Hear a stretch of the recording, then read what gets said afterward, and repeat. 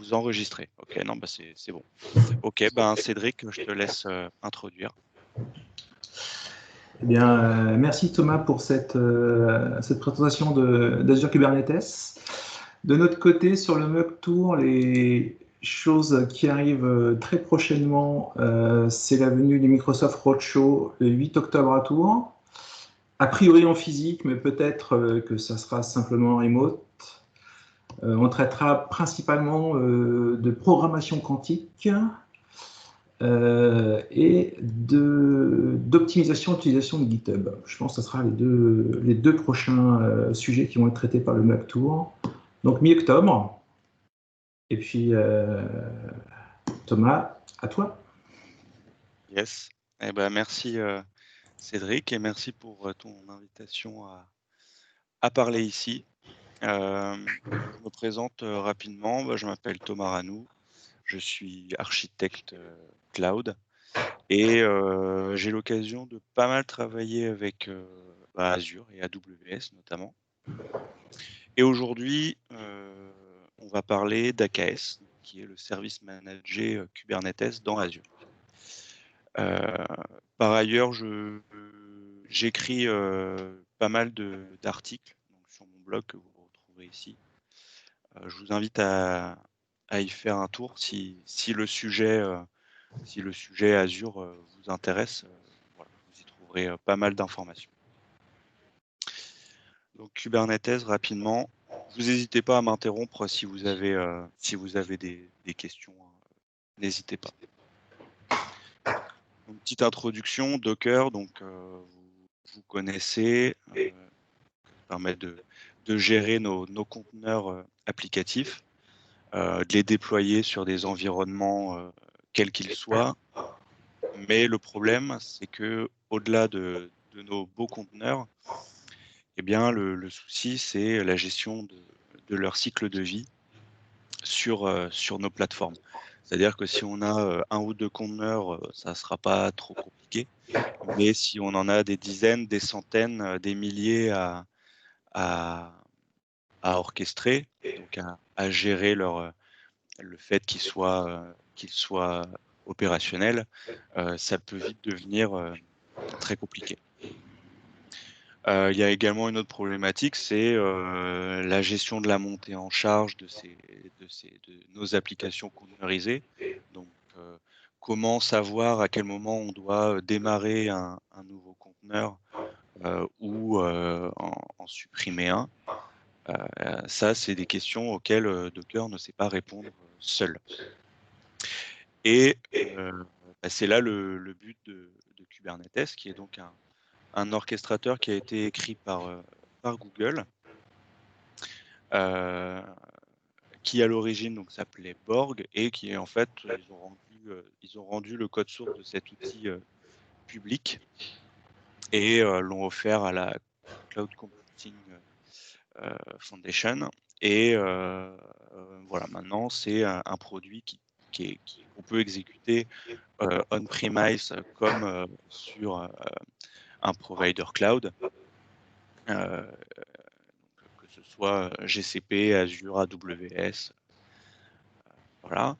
Et donc c'est un produit qui maintenant est open source et géré par la CNCF, comme je viens de le dire, et qui donc est maintenu par un consortium d'entreprises dont les plus importantes sont Google, Microsoft, Red Hat. Et le but de Kubernetes, c'est donc d'automatiser le déploiement et la réplication de conteneurs, de garantir leur haute disponibilité, de détecter les problèmes sur ces conteneurs, d'offrir un load balancer pour rediriger le flux vers les conteneurs. Voilà, donc ça offre un certain nombre d'outils pour manager nos conteneurs. Et la grande force de Kubernetes, c'est le fonctionnement interne de l'outil. C'est-à-dire que nous, ce qu'on va faire, c'est fournir à Kubernetes un état attendu pour notre application. C'est-à-dire, voilà, je veux que mon application, elle s'exécute sur 3 conteneurs minimum et maximum 15, admettons, qu'elle s'exécute sur, qu'elle soit accessible sur tel port. Enfin, on va décrire en fait sa configuration et c'est Kubernetes qui va se charger de la mettre en œuvre pour nous. Ça va jusque-là? Parfait. Super. Très rapidement, au niveau architecture d'un cluster Kubernetes, il y a deux grands composants. Déjà, il y a la partie master, donc qui est ici en vert. Le master, c'est, comme son nom l'indique, le composant principal de Kubernetes. C'est lui qui va garantir que on va pouvoir utiliser la plateforme, que des communications vont pouvoir être établies avec nos applications via du routage de flux, du load balancing. Et c'est lui qui va gérer également l'ordonnancement de nos conteneurs. On a également ce qu'on appelle les nodes. Et là, c'est vraiment ce qui va nous intéresser, nous, aujourd'hui. C'est-à-dire que les nodes, ce sont des VM, déjà. Et ce sont elles qui vont héberger nos conteneurs qu'on va déployer dans ce qu'on appelle des pods. Donc, on peut déployer un ou plusieurs pods, on peut déployer un ou plusieurs conteneurs dans un pod. Et ces pods sont donc déployés dans des nodes qui sont donc administrés par le master. Le nombre de pods qu'on peut déployer dans un node est soumis à une limitation, il me semble que c'est une centaine. Le nombre de nodes, c'est à notre main également, mais il y a également une limite d'une centaine, il me semble. Mais si on veut, on peut demander 1, 2, 10 nodes pour exécuter nos applications. C'est configurable. Je ne rentre pas dans le détail pour le moment, on découvrira les composants au fur et à mesure. Maintenant, on va s'intéresser à Azure, pour le coup, qui propose donc une offre managée de Kubernetes, qui s'appelle Azure Kubernetes Services. Et le but de cette offre managée, en fait, c'est de nous garantir la haute disponibilité du master. Donc, lorsque je déploie un cluster AKS, Azure va s'occuper pour moi de déployer le master et de le configurer et de garantir qu'il soit hautement disponible. Alors, dans l'offre standard, un cluster AKS, il n'y a pas de SLA sur le master. Mais par contre, Microsoft a sorti récemment, ça date d'il y a quelques mois, une offre avec un SLO, pour le coup, c'est un SLO sur le master à 99,5%. Moyennant une participation financière sur le composant master, Microsoft garantit sa haute disponibilité.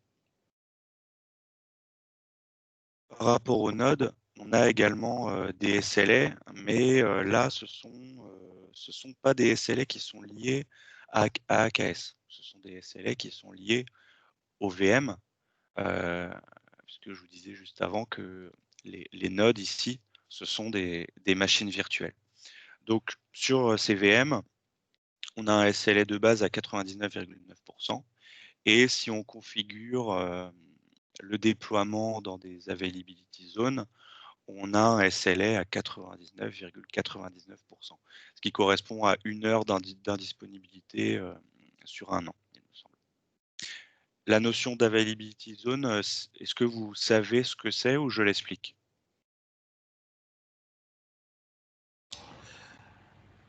Pour moi, c'est plutôt clair, mais je ne sais pas.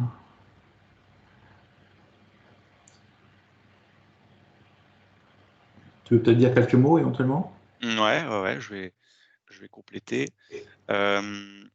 Azure, ça fonctionne donc avec des régions. On va prendre au hasard la région France-Centre, qui est donc située dans les environs de Paris. Cette région, elle est composée de 3 data centers qui sont espacés de quelques kilomètres. Ces data centers, ils sont reliés avec un réseau de fibre optique euh, direct. Et en fait, lorsqu'on utilise une availability zone, ça veut dire que l'on déploie des VM sur chaque data center. Le but, c'est que s'il y a un des data centers qui est HS, il y a une coupure d'alimentation électrique générale sur un data center, et ben, pour moi, ce sera transparent puisque mon application elle est également déployée sur les 2 autres data centers de ma région. D'où le SLA qui est beaucoup plus important que si on n'utilise qu'un seul data center. Voilà pour le SLA des nodes. Et donc, le but de Azure Kubernetes Services, c'est de nous garantir donc une haute disponibilité de notre cluster Kubernetes, une scalabilité à grande échelle, logique puisque on est dans le cloud, donc théoriquement on dispose de ressources infinies, une gestion des mises à jour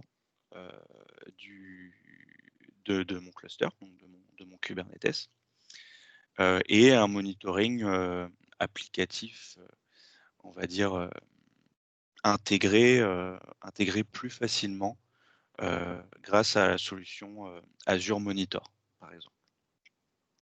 Voilà, vu qu'on fait tourner notre cluster dans un écosystème Azure, Microsoft a fait en sorte que ces outils de monitoring, typiquement, s'interfacent très bien avec notre solution AKS. Est-ce que ça va jusque-là? Avant de passer à la démo. C'est bon. C'est bon? Alors là, du coup, ce qu'on va faire, c'est que on va prendre une application. On va prendre une application, on va provisionner une registry pour héberger notre image Docker et on va la pousser dans un cluster AKS. Donc on va prendre les étapes depuis le début, une par une, et puis on va voir comment ça se passe. Une fois qu'on aura déployé notre application, on va voir comment configurer le monitoring, la scalabilité, ce genre de choses. Alors, je vous ai fait une application hop, assez classique, hein. Tac. Je l'ai appelé WebApp Mug Tour. J'ai préparé toutes mes commandes en avance hein, parce que sinon ça peut être très très long. Voilà, donc je vais faire un Docker run de mon application sur le port 9010 et je vais vous montrer le résultat. Ah oui, ok, nickel. Hop, allez, tac, tac, tac. Ouais, c'est parce que tac. Hop, localhost 9010. Voilà mon application. Vous voyez, j'ai pris un template classique, j'ai juste modifié le petit titre ici pour qu'on s'y retrouve. OK. Donc jusque-là, il y a vraiment rien de sorcier. Hein. J'ai mon application, j'ai un Dockerfile. Voilà, j'utilise .NET Core 3.1. J'ai un Dockerfile assez standard, donc aucun intérêt presque là-dessus, j'ai envie de dire. J'ai fait un Docker build pour générer mon image et puis voilà. Donc, alors normalement, je suis connecté à ma souscription Azure. Je refais un petit AZ login au cas où. Tac, s'il veut bien, ça s'ouvre sur l'autre écran. Ah, ok, je suis connecté. Hop, c'est parfait. Tac, tac, tac. Alors du coup, je vais pouvoir commencer à générer mes composants dans Azure. Donc là, on va voir les commandes une par une. Je crée un groupe de ressources pour commencer, puisque dans Azure, tout est déployé via des groupes de ressources. Donc je disais, je passe les commandes une par une. C'est des choses qui sont très facilement automatisables, pour le coup. Si vous regardez sur mon blog, il y a un article qui explique comment générer toute la stack que je vous montre ici via un script PowerShell. Ok. Donc là, je les passe une par une avec vous pour vous expliquer comment ça marche. Mais voilà, en vrai, c'est facilement automatisable. Donc là, je déploie un container registry. Donc c'est le ACR, là, c'est pour Azure Container Registry.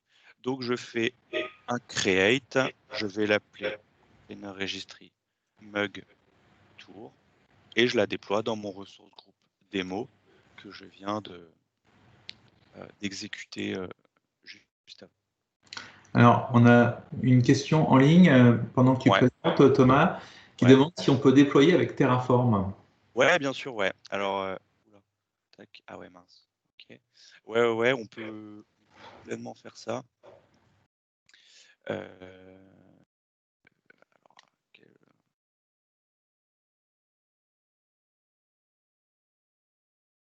hop, je lance juste ma commande et je finis mon explication.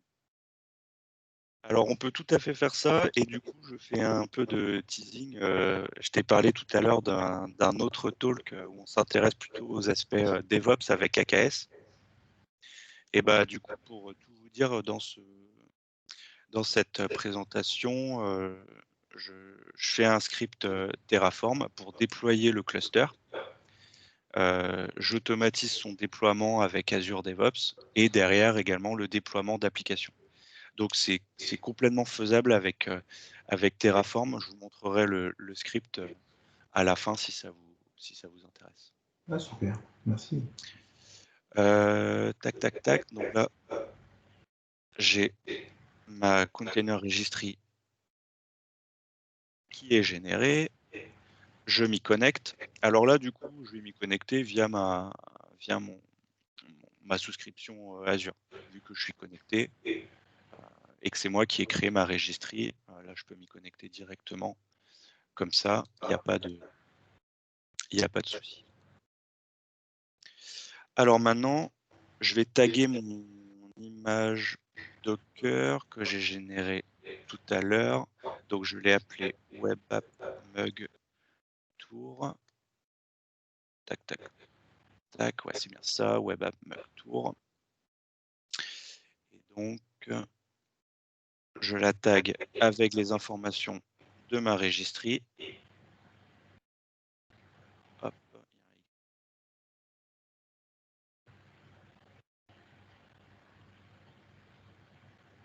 Voilà, comme ça maintenant je peux faire un Docker push. Okay. C'est comme, enfin là-dessus, c'est comme du Git. Hein. Il n'y a pas de particularité, quoi. Pas de mystère. Ouais. Tac, tac, tac. Alors, je me suis trompé. Docker push container registry mug tour. Hop, c'est parti.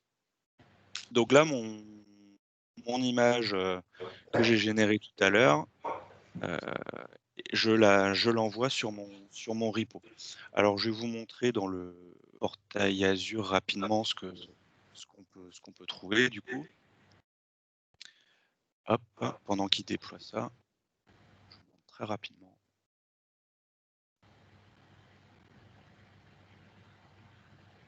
Ça s'ouvre ici. Voilà. Donc là, groupe de ressources. Donc là, je suis sur le portail Azure. Donc j'ai un groupe de ressources démo qui est ici avec Container Registry Mugtour.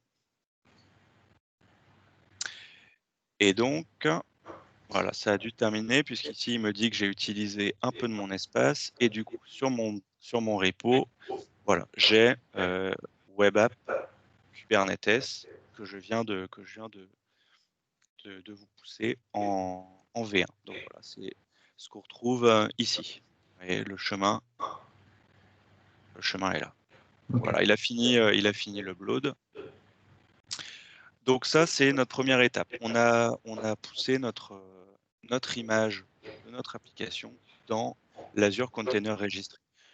Pourquoi on fait ça? On fait ça parce qu'on ne peut pas déployer directement dans AKS. Enfin, si, on peut, mais dans un contexte d'entreprise, voilà, on va utiliser une Container Registry. Donc là, moi, j'ai choisi d'utiliser ACR, mais j'aurais pu utiliser Docker Hub, par exemple. Voilà. Ça n'aurait pas posé de problème. Ok. Alors maintenant, on va passer à la partie authentification. Enfin, authentification, pas vraiment. En fait, on a besoin de quelque chose, c'est d'établir un lien, on va appeler ça comme ça, entre notre ACR qu'on vient de déployer et notre cluster AKS. Et ça va passer par un service principal. Donc là, je crée un service principal lié à mon Azure Active Directory de ma souscription. Donc là, en gros, j'ai créé un utilisateur virtuel. En fait. Donc ça, c'est la première étape. J'ai besoin de récupérer les informations complètes au niveau d'information de l'ID de ma container registry. Tac.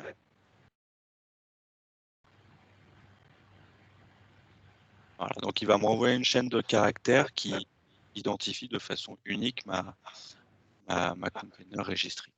Et maintenant, ce que je vais faire, c'est que je vais associer le rôle de propriétaire et le owner à mon service principal. Tac.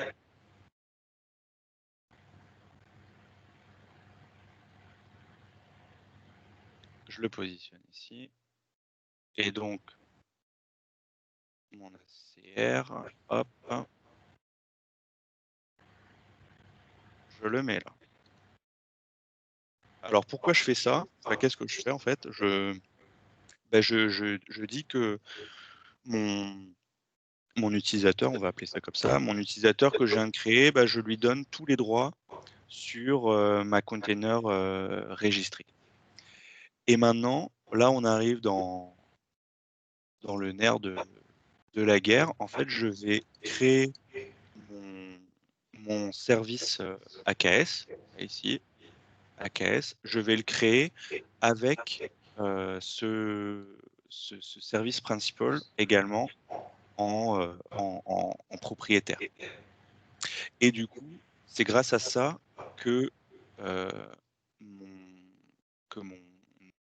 mon cluster AKS va avoir le droit d'aller récupérer une image Docker dans ma container registry. Ok. Si vous ne faites pas ça, quand vous voudrez déployer une application dans votre cluster, il va vous dire qu'il ne peut pas atteindre la container registry. Enfin, qu'il n'a pas les droits pour aller récupérer une image dedans. Ok. Alors, si on détaille un peu ma commande ici pendant qu'elle s'exécute, donc je crée un cluster AKS dans le ressource groupe démo, comme tout à l'heure. Je l'ai appelé myAKS cluster. J'ai pas fait très original. Et j'ai demandé 3 nœuds.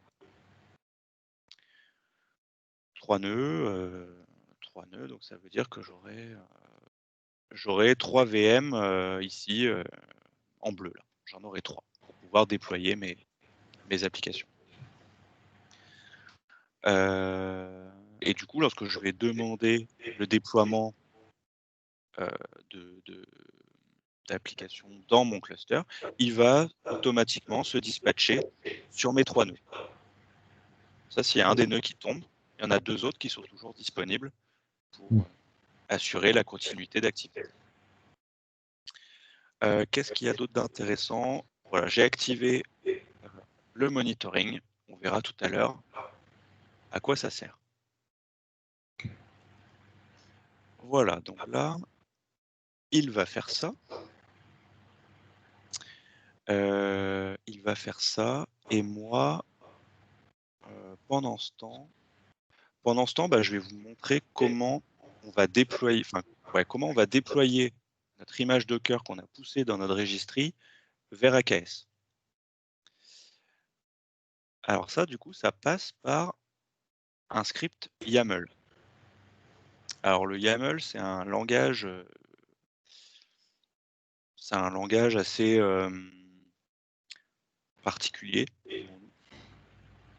où en gros, on définit une configuration sous cette forme-là, avec une gestion de niveau par indentation, comme ce qu'on voit en Python par exemple. Voilà, tout est si vous rajoutez un espace ou une indentation à un endroit où il fallait pas, ça va pas marcher. Et par moment, c'est un peu galère. Donc là, si on analyse ce fichier YAML, qu'est-ce qu'on trouve? On trouve un deployment. Ce deployment, il spécifie l'application qu'on va déployer. Hein. Voilà, c'est assez simple. Là, mon application, elle va s'appeler ASP Website. Il n'y a pas trop de complexité là-dedans. Et en fait, ici, ce qui est intéressant, c'est que on voit que mon application, mon ASP Website, il va aller la chercher dans ce container registry. Et il va utiliser web app K8s que j'ai déployé tout à l'heure. Il va l'exécuter sur le port 80. Je lui demande pour le moment d'utiliser un pod pour faire tourner mon application.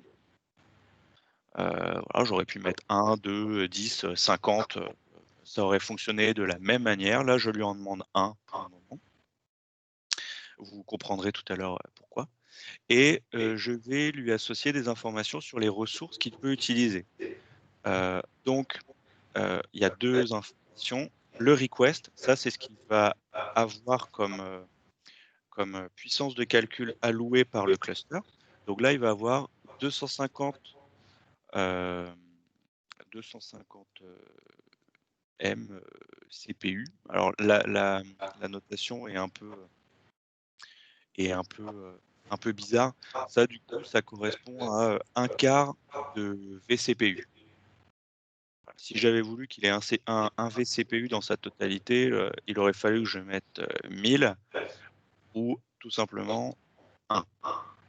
Donc là, finalement, je lui associe pas beaucoup de ressources. Et au maximum, il peut utiliser 500 vCPU. 500, un demi vCPU. Donc j'ai cette première partie-là. Le problème, c'est que si on déploie que ça, on va avoir une application déployée dans notre cluster, mais on ne pourra pas l'atteindre. On ne pourra pas, en tapant le port 80, et il ne va rien se passer. Pour ça, j'ai besoin d'un service de type load balancer pour exposer le port 80 de mon application et pour pouvoir l'atteindre. Est-ce que ça va sur le YAML? C'est à peu près clair? Ouais. Ok. Alors, maintenant, lui, il a dû finir. Hop, tac. C'est terminé. Alors, je vais me connecter à mon cluster. Pour ça, j'ai une instruction. Il faut que je fasse un get credential sur mon cluster, tout simplement pour que en local sur ma machine, il identifie en fait mon cluster qui est déployé dans Azure. Donc ça, c'est une mécanique propre à Kubernetes, hein. Ça n'a rien à voir avec Azure. Donc maintenant, je suis connecté à mon cluster et si je fais un kubectl get pod, donc kubectl, c'est c'est le comment dire le je trouve pas le mot maintenant. Programme de contrôle. Voilà, exactement, le programme de contrôle de Kubernetes.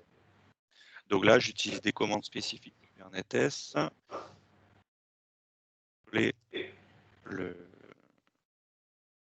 L'état de mon. Tac, alors les pods système, est-ce que j'ai des choses? J'espère que oui, parce que ça va pas du tout. Donc là, on est pas mal, on a un certain nombre de pods qui sont exécutés, et du coup, vous remarquez que certains services, comme le Core DNS, le QB-Proxy ou l'agent de monitoring, eh ben, ils sont exécutés 3 fois. Pourquoi? Eh ben, parce qu'ils sont déployés sur chaque node. Voilà. Les autres, le dashboard qu'on n'utilisera pas, l'API Metrics de Kubernetes, ça c'est déployé sur le master, donc on n'a qu'une seule instance.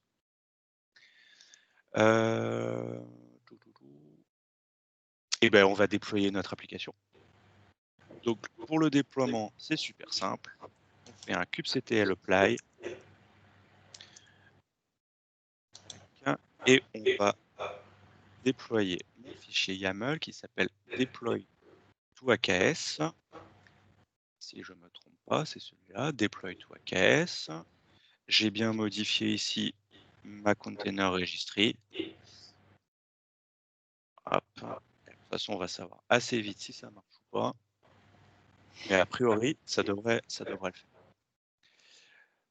Deployment created, service created. Donc maintenant, normalement, si je refais un kubectl getPod, je dois voir quelque chose. J'ai une application qui est en train de se créer. Donc a priori, plutôt pas mal. Alors là, c'est là où on peut avoir tout un tas de problèmes liés à la récupération de l'image. Voilà. Si votre cluster n'arrive pas à récupérer votre image Docker, vous allez avoir une error pool image. Donc là, vous savez tout de suite que c'est un problème de communication entre votre registry et votre cluster. Donc là, il y a des logs à aller récupérer, hein, sur votre pod pour comprendre, pour essayer de comprendre ce qui s'est passé. Donc là, visiblement, tout s'est bien passé. J'ai une application de créer et si je vais regarder du côté de mes services, puisque je vous ai expliqué que c'est le service qui est déployé ici, hein, qui va offrir une interface pour accéder à mon application. On voit que j'ai un service ASP Website qui m'offre une IP externe, logique, puisque c'est ce qu'on lui a demandé, hein. Et si j'accède à cette IP, hop, voilà, je me moque pas de vous. On a notre application Hello Mugtour qui est accessible via cette adresse IP. Hop. Donc là, vous vous dites peut-être qu'on est en train de monter une usine à gaz pour somme toute pas grand-chose, parce que là, concrètement, pour faire tourner mon programme comme ça, une Azure Web App aurait très bien pu faire l'affaire. Bah maintenant, je vais vous montrer dans quel cas, typiquement, on pourrait avoir besoin d'AKS. Alors l'exemple assez standard qui est donné, c'est Vous avez un site vitrine, vous êtes en train de lancer votre startup, vous faites votre petit business et ben, un jour, vous passez au journal télévisé. Alors forcément, bah, tout le monde veut se renseigner sur votre site et votre idée, révolutionnaire. Tout le monde accède à l'URL de votre société et là, bah, votre serveur, il tombe sous l'afflux des demandes. Bah, pour le coup, avec AKS correctement configuré, ce ne serait pas arrivé puisque vous avez mis en place un système, d'auto-scaling parce que vous avez prévu ce genre de scénario où tout à coup la charge sur votre serveur explose et du coup et ben, tout se passe bien, tous les utilisateurs sont contents parce qu'ils arrivent à accéder à votre site. Donc on va voir comment on fait ça. Alors dans Kubernetes, on fait ça, via ce qu'on appelle, l'horizontal pod autoscaler. Voilà, et ça, il y a une commande pour le gérer, c'est ça, le kubectl autoscale. Donc là, je demande un autoscale sur mon déploiement qui s'appelle ASP website, d'accord? Et là, du coup, je lui demande d'osciller entre, 10 et 2 pods. Voilà, donc suivant la charge, il va allouer, 2 ou 10, enfin 2, 3, 4, 5 jusqu'à 10 pods suivant le besoin. Et je lui donne également une information pour savoir quand déclencher, l'autoscaling, parce que c'est pas magique non plus. Donc là, je lui dis que, au-delà de 10 d'utilisation CPU sur un pod, heu et ben, il en crée un autre pour absorber ce pic de charge. Donc j'exécute ma commande. Tac. Donc là, il a créé mon autoscale. Donc là maintenant, petite question pour vous, si je fais un kubectl getPod, qu'est-ce que je vais voir? Avant, j'avais ça. Là, je fais un kubectl getPod, qu'est-ce que je vais avoir comme résultat? Pareil. Eh ben non, pas tout à fait. Je Un vais deuxième avoir pod. comment? J'ai ce qui dit un deuxième pod. Ah bah oui, eh ben oui. Min égale 2. Du coup, je vais avoir 2 pods. Tac, voilà. Il m'en a automatiquement, créé un. Donc là, maintenant, ça fait sens, normalement, ce que je vous ai expliqué tout à l'heure, par rapport au fait de d'écrire à Kubernetes ce qu'on attend de lui. Bah, voilà, c'est ce que je vous ai montré tout à l'heure avec le fichier YAML. On décrit, la façon dont va être gérée notre application. Là, j'ai besoin de configurer un autoscaling et bah, c'est pareil, je lui demande de le faire et il l'exécute. Alors là, j'ai utilisé une commande, hein, pour le faire, mais l'autoscaling, ça peut très bien se configurer également via un fichier YAML. Donc là, là, je demande un autoscale, pareil, entre 2 et 10 réplicas. Et là, ma condition, c'est sur la mémoire. Voilà. C'est exactement le même fonctionnement que ce qu'on a vu juste avant, mais là, c'est associé à l'empreinte mémoire de mes pods. Alors du coup, maintenant, ce qu'on va simuler, hein, pour que vous voyez que je ne me moque pas de vous, c'est de faire une petite montée en charge. Donc mon application, hop, hein, c'est celle-ci. Alors bon, j'ai fait un petit programme, très rapidement. Simple boucle, qui fait un appel curl sur mon service. Hop, c'était pas ça. Tchac. Donc je vais exécuter ce programme plusieurs fois et puis, bah, on va voir ce qui se passe. Normalement, ça devrait bien se passer. Alors mon programme, hop, tchac. Il est là. Si je vérifie, normalement, c'est bien lui que j'ai modifié. 141. Ouais, c'est bien ça. Ok. Du coup, c'est parti. On va lancer quelques fenêtres et voilà, vous voyez, il est en train de pinguer mon URL. Donc, on simule comme ça un grand nombre de connexions. Donc, on va attendre qu'il bosse un peu. Et en attendant, je vais vous montrer autre chose. Alors, excuse-moi de t'interrompre. Il y a Géris qui pose une question qui dit et qu'est-ce qui se passe si les 3 nodes Kubernetes sont pleins au niveau des ressources? Alors, ben dans ce cas de figure qui peut très bien arriver, hein, il n'y a pas de souci. Et ben là, normalement, votre architecte il vous aura demandé de configurer un autoscaling sur les nodes. Parce que c'est aussi possible. Okay. Si je reviens à mon diapo là, il est tout à fait possible de configurer un autoscale pour cette partie-là. Pour dire quand j'arrive au maximum de mes limites sur mes nodes, et ben j'en crée un autre. Voilà. Là, on est de 1 à 100, c'est ça? Exactement. Donc là, avant de les remplir, il y a du boulot. Et après, là, on parle de scaling horizontal, mais vous pouvez également configurer du scaling vertical pour augmenter la puissance des VM. C'est tout à fait possible également. Okay. Qu'est-ce que... Ah oui, je voulais aller sur le portail Azure. Est-ce que vous avez d'autres questions pour que j'accède à mon cluster?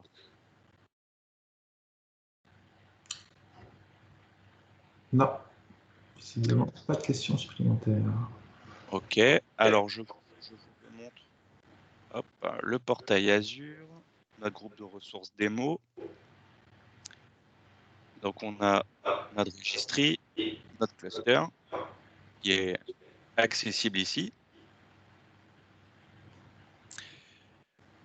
Et ce que je vais vous montrer, c'est pour la partie monitoring, la supervision. On a sur le portail Azure un ensemble d'informations accessibles qui peuvent être très intéressantes. Je vais vous montrer ce qu'on peut trouver.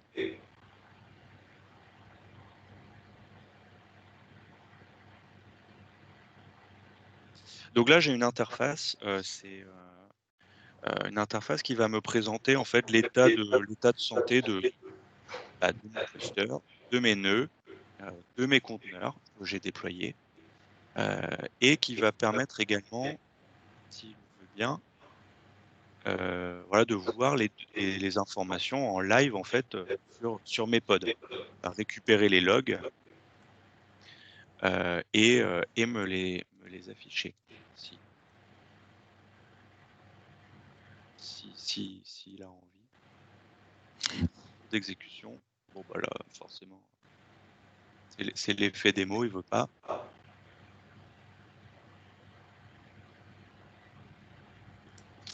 Alors ouais.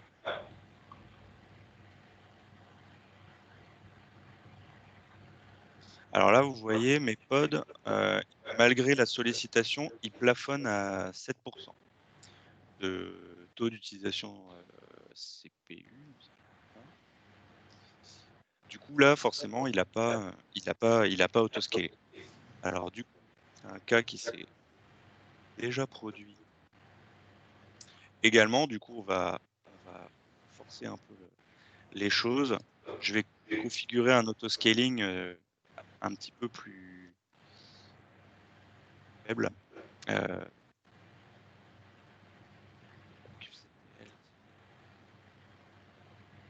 Autoscale, il me semble que ça.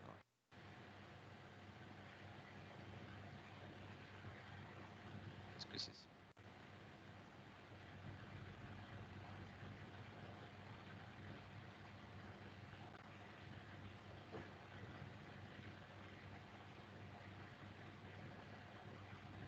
Tac, non, c'est pas.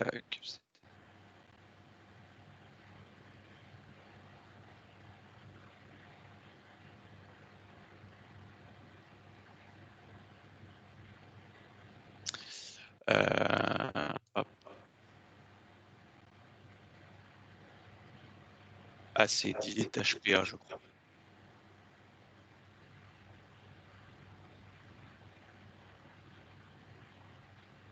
Hop.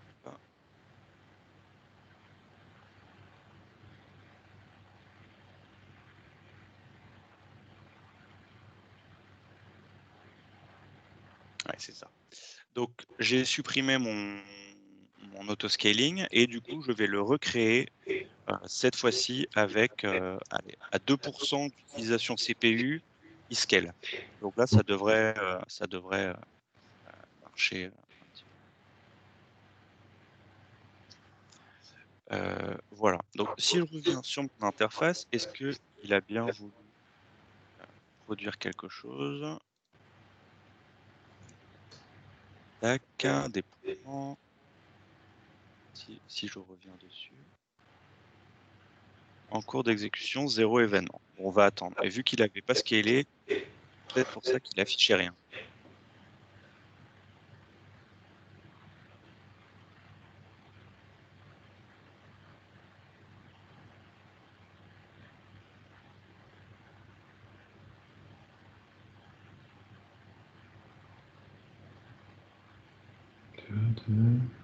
Ouais.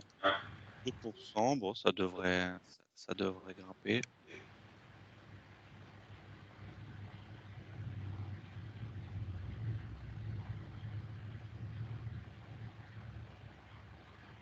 Qu'est-ce que je peux vous montrer en attendant?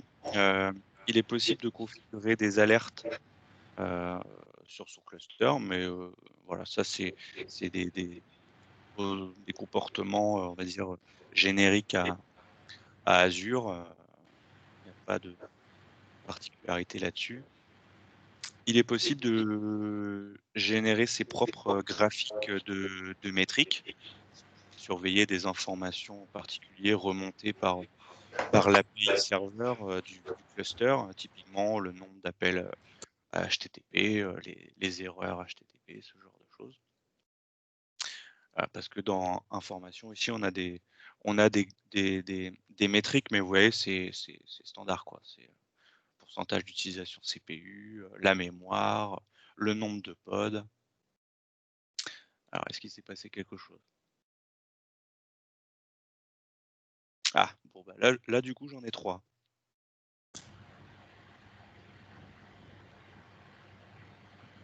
J'en ai 3. Donc, si je refais...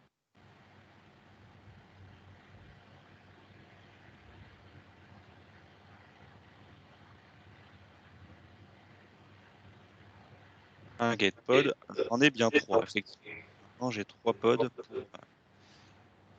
pour répondre à la charge sur mon site. Tac, et ça devrait continuer à grimper. On va baisser encore un peu. J'ai les logs qui sont présentés dans cet écran. Et ce qui est très intéressant pour les ops, ça va être de pouvoir générer des requêtes en fait. Si vous faites du .NET, c'est sûrement le langage, LINQ. Et ben, ça s'inspire de cette syntaxe en fait, pour pouvoir requêter vos logs. Donc ça, c'est hyper intéressant et hyper puissant comme langage et comme possibilité offerte par AKS. Donc là, on est, je vous parlais d'intégration tout à l'heure, Kubernetes dans Azure.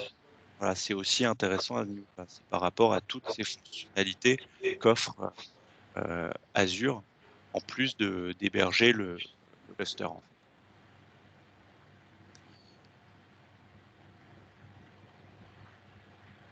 Ok. Si je retourne ici, bien.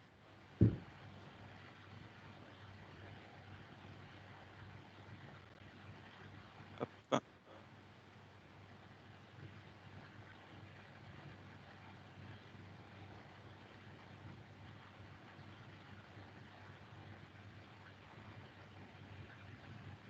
Si je regarde mes conteneurs, combien on est?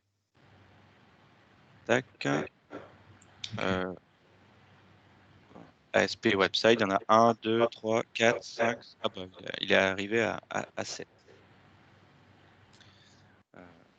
Ça, c'est la vision pod en fait. Mes nœuds, ils sont ici. Donc, on retrouve bien les 3 nœuds. Et du coup, si on regarde, j'ai 1, 2, 3.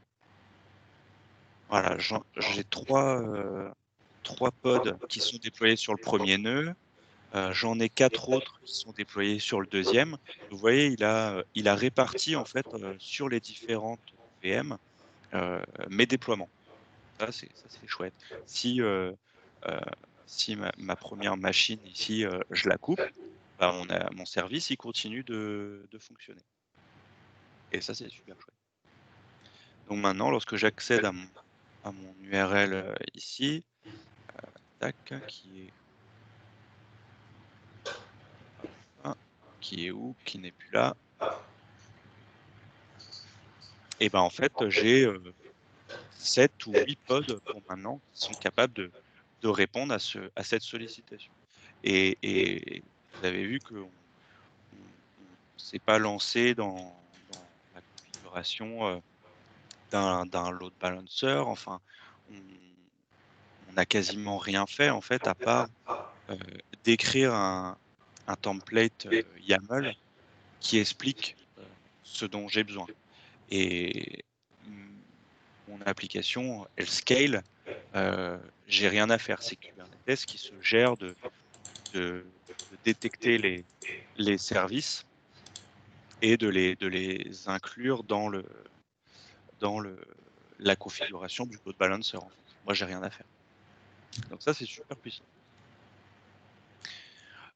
Est-ce que ça va jusque-là? Ouais. En tout cas, je te confirme, moi j'essaie de rafraîchir de mon côté. J'ai aucun ralentissement, effectivement. Ouais, même s'il y a un peu de charge dessus, bon, ben, voilà. Maintenant, il y a 8 pods qui sont capables de répondre à sollicitation. Donc normalement, ça se passe plus bien. Peut-être qu'il est arrivé à 10 maintenant. On va regarder ça. Ouais, voilà. Il est arrivé au maximum. Donc maintenant, je vais tout couper.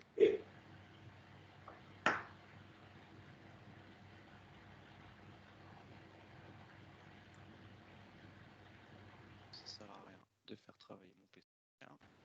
Hop.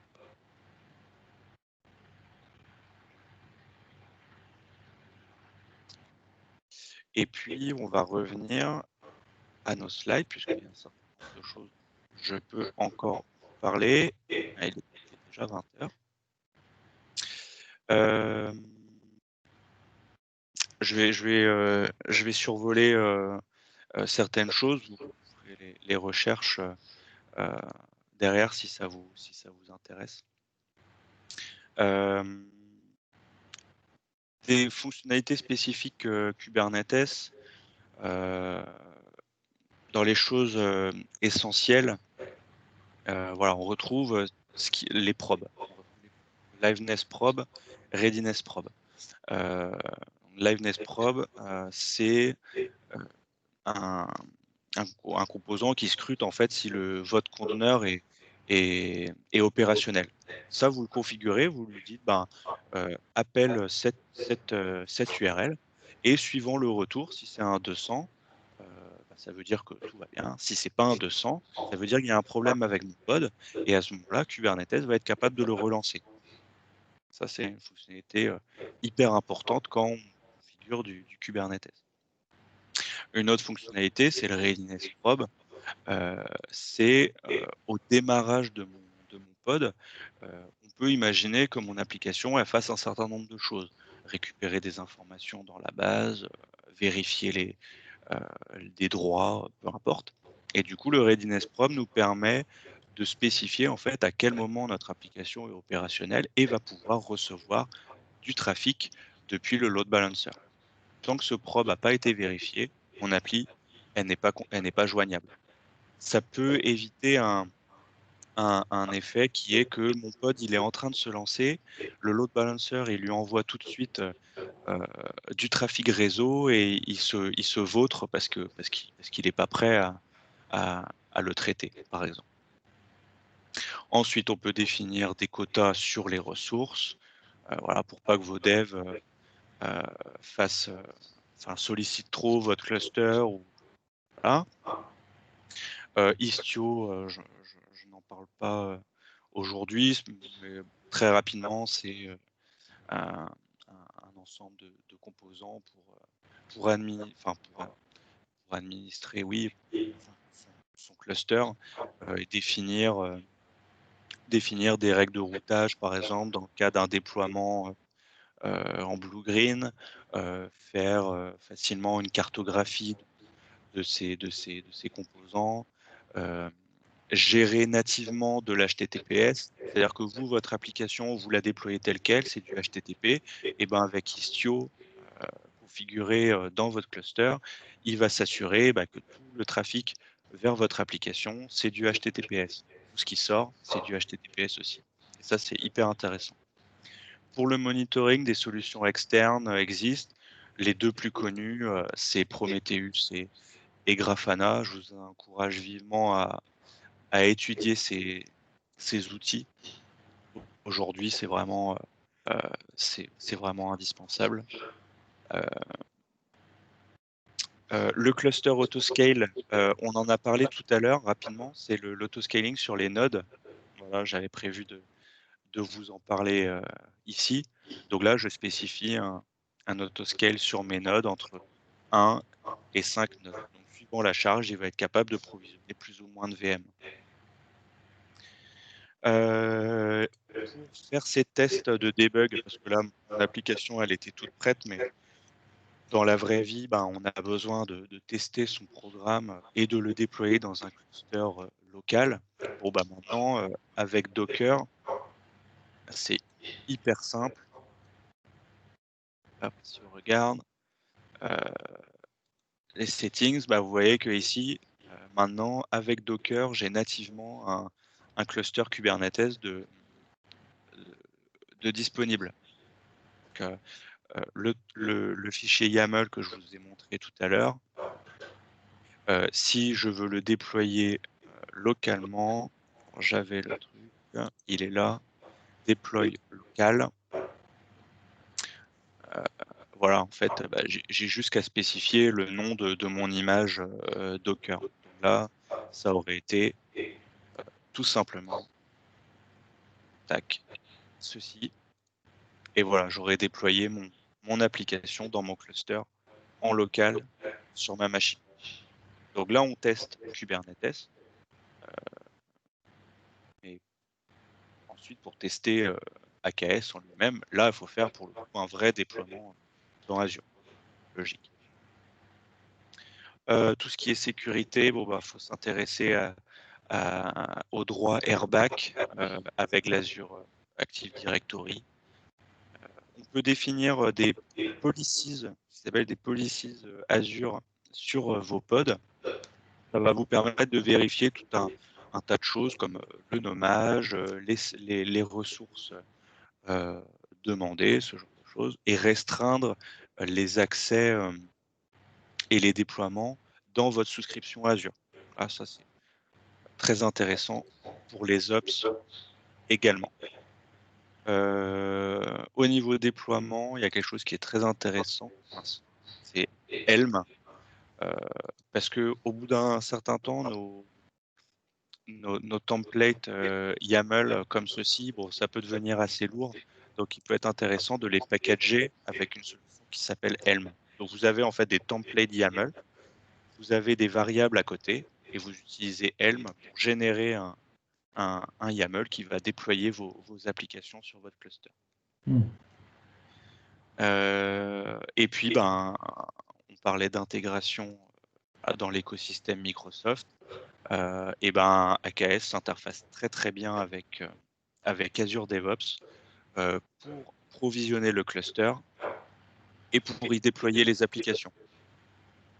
Si vous êtes intéressé, c'est possible voilà, de faire une autre présentation sur ces sujets. Il n'y a pas de souci. Je vous avais promis un script Terraform. Alors, je vais vous retrouver ça. Tac, hop, tac. Terraform AKS.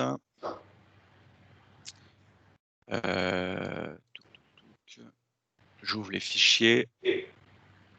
Donc Terraform, voilà, un outil d'infrastructure as code qui est très en vogue actuellement. Alors Terraform, ça se présente sous cette forme, c'est des fichiers TF. Je vais fermer ce dont on n'a pas besoin pour qu'on s'y retrouve. Hop.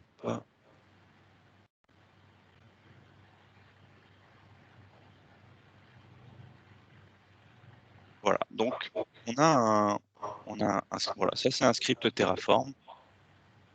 Et en fait, en l'exécutant, Terraform va demander à Azure de créer des ressources. Là, typiquement, avec ça, je demande à Terraform de me créer un resource group qui va s'appeler resource group name. Donc là, c'est une variable, hop, qui est là. Resource group name, je l'appelle RG AKS. Pour provisionner mon cluster, il faut que je crée Azure RM Kubernetes Cluster. Donc ça, en fait, c'est des templates mis à notre disposition par Microsoft et que nous, on utilise en lui fournissant un certain nombre de paramètres pour créer la configuration AKS qui nous intéresse. Donc là, je lui donne un nom, je lui dis dans quelle ressource groupe se déployer, la version de Kubernetes que je veux. Je spécifie le pool de nœuds. Vous rappelez les machines, enfin mes nodes, hein, mes VM. Voilà. Donc là, je dis typiquement que je veux utiliser des availability zones et que je veux utiliser des VM standard D2, V2. Voilà, ça se présente de cette façon. Est-ce que ça répond à la question de tout à l'heure par rapport au Terraform?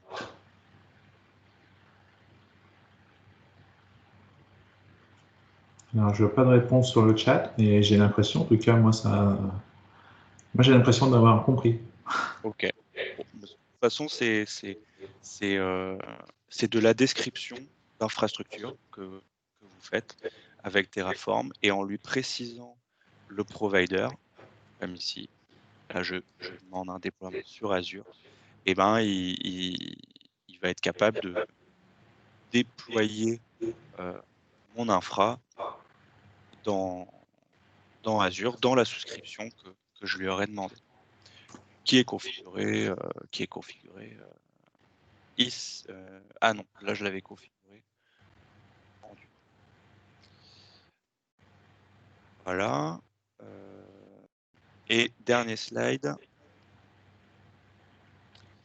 Je vais passer tout en revue. Ouais, dernier slide. Donc si vous avez besoin d'informations sur AKS pour tester vos applications, les déployer, les débugger, administrer votre cluster, avoir des infos sur les nouveautés ou obtenir des templates d'applications .NET Core, donc des web apps, des web API, des applications Blazor, et n'hésitez pas à aller chercher des informations sur mon blog et sur mon GitHub. Je pense que vous trouverez pas mal de choses là-dessus. Je vous remercie. Ok, merci beaucoup Thomas. On sait presque tout. Du coup, il manque la partie DevOps. Voilà, ça pour la prochaine fois. On se revoit dans quelques semaines ou quelques mois alors. Pas de souci, aucun problème.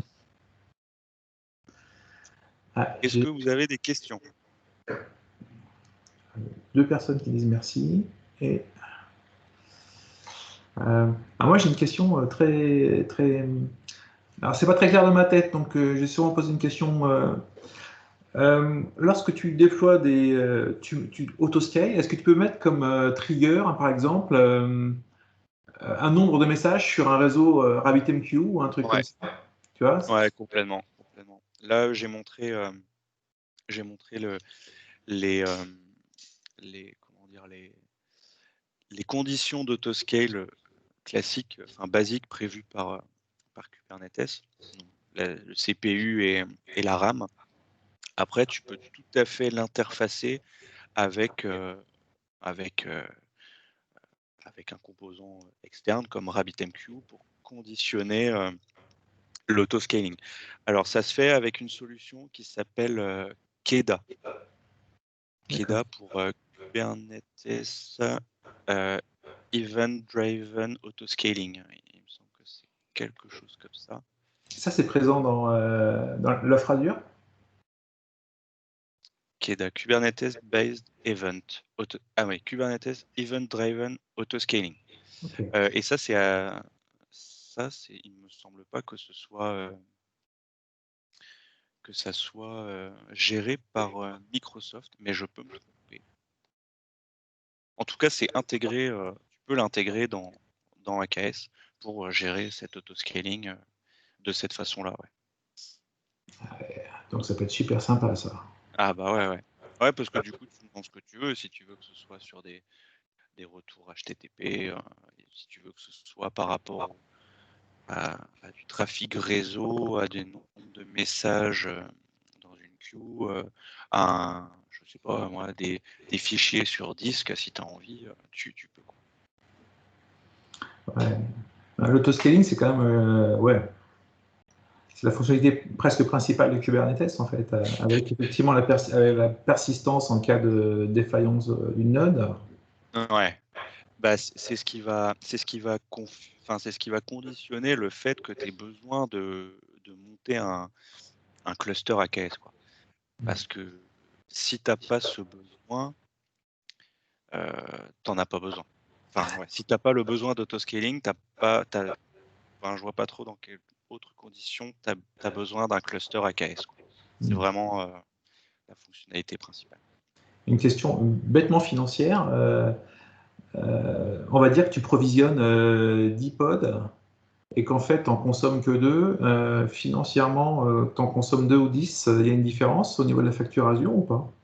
Alors la facturation, elle va se faire, donc sur l'offre standard, ta facturation, elle va se faire au niveau des nodes, donc qui sont des VM, et la facturation sur les VM,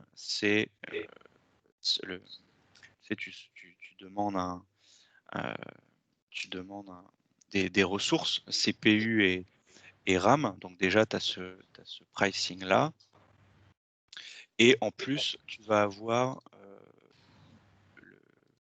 le trafic réseau qui est également soumis à tarification. Mais du coup, que tu en déploies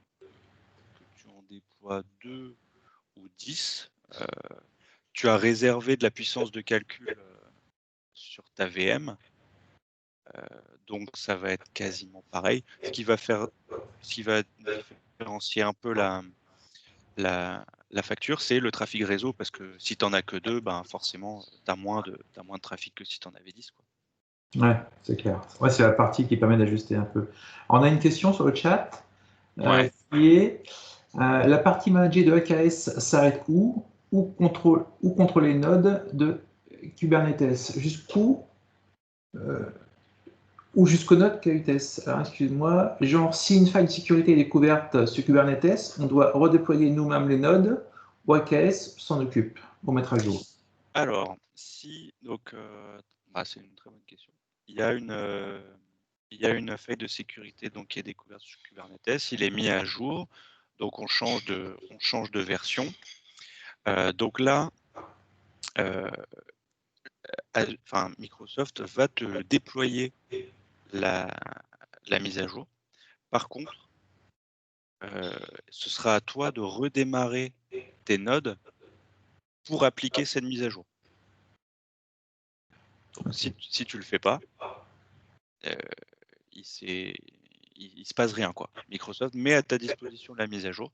Si tu redémarres pas tes nodes, la mise à jour n'est pas appliquée. Ok. Il faut être vigilant sur cette problématique, effectivement. Et il y a un composant qui permet de gérer justement le redémarrage automatique des nodes en cas de mise à jour, et ça s'appelle Cured. K-U-R-E-D. Cured. J'ai écrit un article là-dessus si vous cherchez des infos. C'est un outil configurable très facilement sur son cluster qui scanne en fait la présence de mise à jour. Lorsqu'il en trouve une, il déclenche le redémarrage des nodes les uns après les autres. Bah, écoute, merci pour cette réponse complète. Et pour être complètement complet sur AKS, quand je déploie mon cluster, donc toute cette partie-là, en fait, moi je gère ça, d'accord, la partie bleue, on l'a vu, et Microsoft gère la partie verte.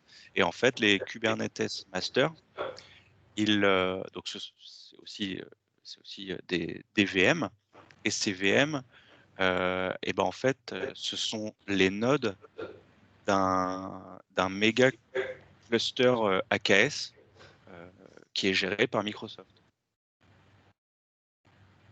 En fait, il y a une mise en abîme un peu. Je ne sais pas si j'ai été très clair. À titre perso, j'ai pas tout suivi. C'est-à-dire que moi, j'ai besoin d'un cluster AKS, donc Microsoft me garantit la haute disponibilité d'un master. Et ben, ce master, c'est une VM qui tourne dans un AKS géré par Microsoft. D'accord, ok. En fait, ce master ici, c'est un node d'un méga cluster Kubernetes géré par Microsoft. Ok. Je trouve ce détail assez rigolo. C'est poussé assez loin cette affaire. Et chez les autres cloud providers, ça fonctionne de la même façon. Est-ce que quelqu'un a des questions?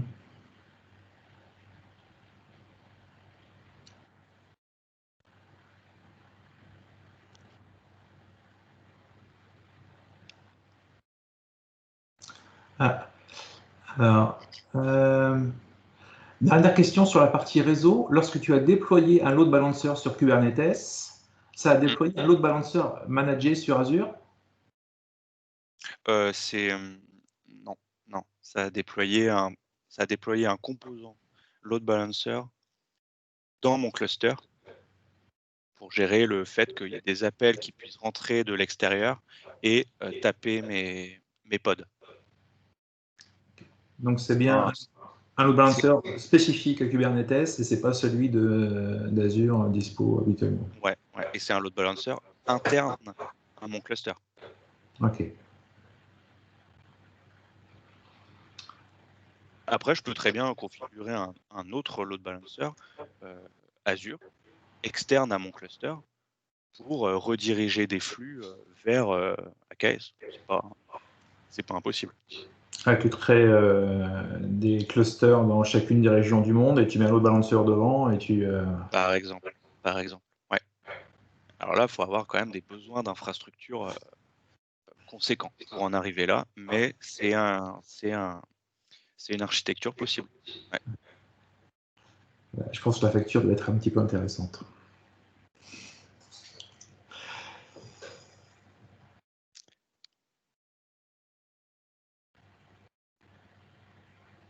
Ok, bah écoute.